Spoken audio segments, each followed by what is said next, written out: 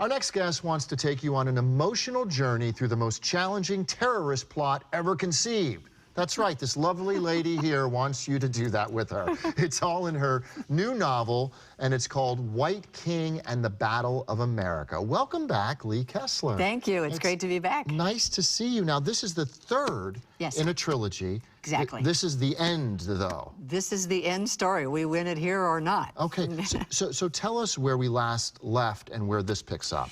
We last left with White King Rising, where the Trojan horse that had been inserted into the United States, because these are stories that are based on actual events and like ripped from the headlines kind of stories, exactly. Right? Yeah. And so there are real life bad guys pitted against fictitious heroes, and the heroes had figured out who and how we were being undermined from within. How was education, for example, being taken down?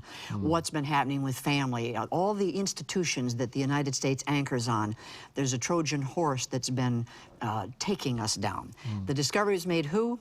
A computer game was created that enabled them to win, which defeated a major enemy attack line that came out of the Soviet Union, factual attack line that came out of the Soviet Union.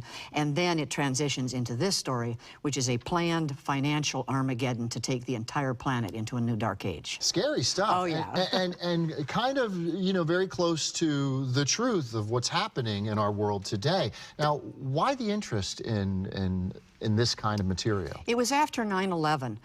I had a long career in the entertainment industry as an actress. Yeah, you're an actress, yeah. Yes, exactly. And I've had the opportunity to play real people.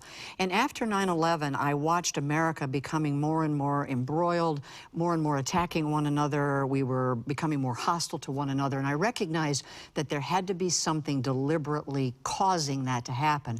So I decided to see if I could just take the training that I have in business and entertainment, look into the area, and find something that maybe the media missed, or maybe especially that intelligence and military had missed, and I did. So why would you then tackle this kind of material as fiction as opposed to nonfiction?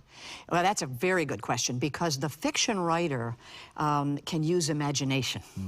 And where you'll have nonfiction, they're locked into the facts, and you'll have a competing message, fact on fact, but also they have to stop where they can't go beyond if there's no facts.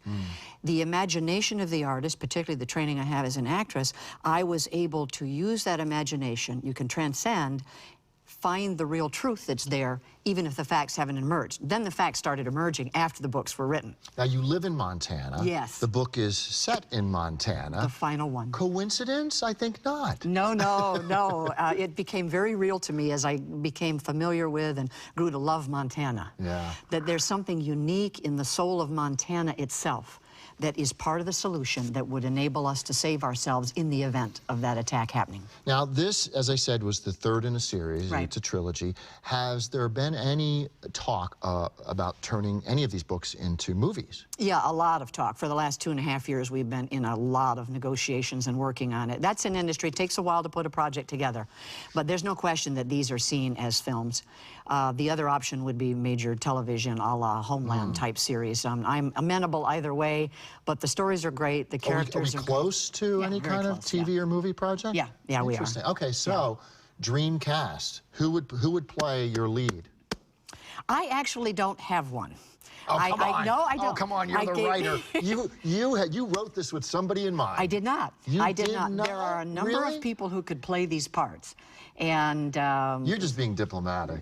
No, All right, if you had let's say just a dream list, who would be at the top? Well, I would put Kevin Spacey as the real life bad guy, Ayman al-Zawahiri.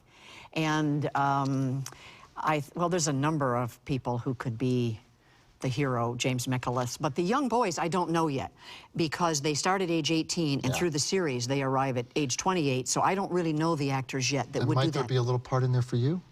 Yeah, but she doesn't appear until the second book, and then she's huge in the third. Fantastic. Well, Lee Kessler, congratulations on this. The book, again, is called White King and the Battle of America, and I think this is actually called The Endgame. Yes. Because it is the end. This is who sent the Trojan horse. All right. Good stuff. Fascinating stuff. Thanks for joining us. Thank you.